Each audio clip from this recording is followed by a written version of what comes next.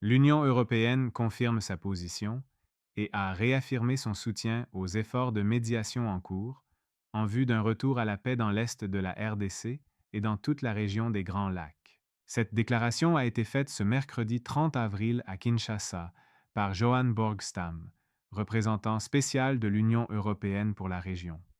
En visite officielle dans la capitale congolaise depuis mardi, le diplomate est engagé dans une mission de 48 heures qui le conduira également au Rwanda. Objectif affiché: renforcer la dynamique de paix enclenchée ces dernières semaines.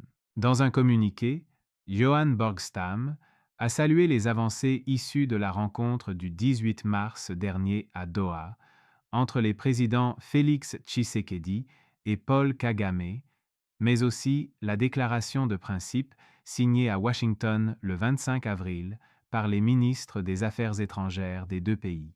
Le diplomate appelle à préserver les acquis des processus de Luanda et de Nairobi, tout en soulignant l'importance d'un alignement des efforts internationaux avec les initiatives régionales menées par la Communauté d'Afrique de l'Est, EAC, et la Communauté de développement de l'Afrique australe, SADC.